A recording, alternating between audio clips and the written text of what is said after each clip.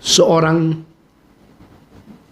kepala dari Departemen Science Hong Kong University.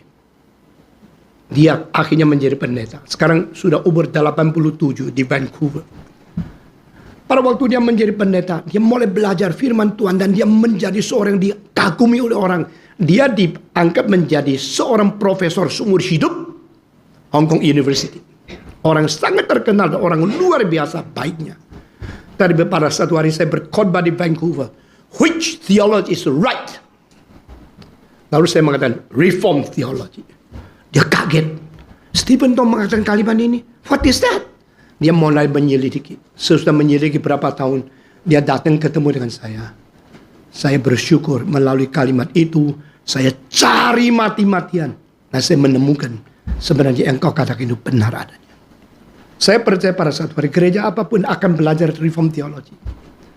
Karena dari Martin Luther, Calvin, dan terus sampai sekarang, kita mau menemukan dengan motivasi semula, how to be faithful to the word of God. Lalu saya tanya lagi, who is to represent, to be the spokesman of our time for the Bible?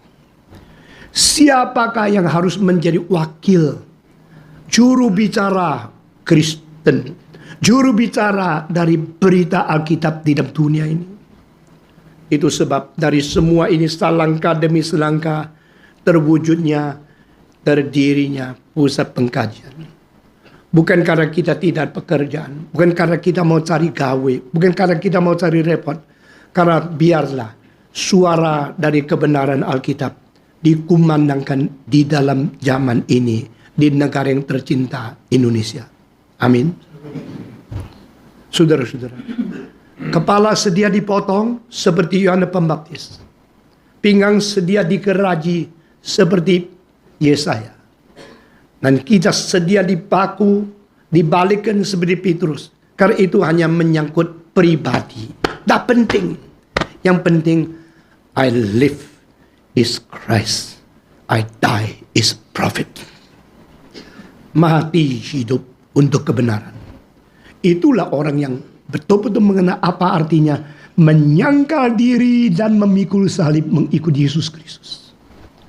Kalau engkau menjadi majelis, pikirnya profit saja. Lebih baik jangan jadi majelis.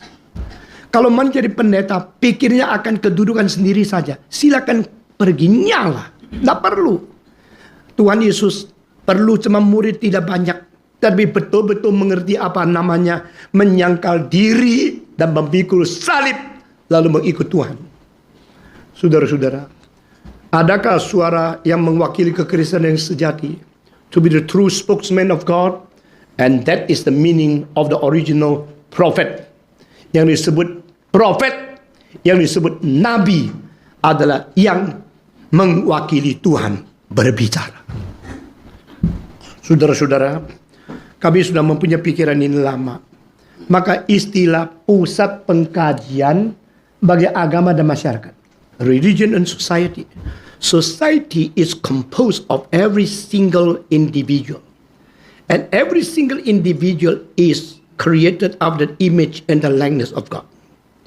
Jadi semua kembali kepada yang asal berdasarkan peta teladan Allah. Setiap manusia dicipta.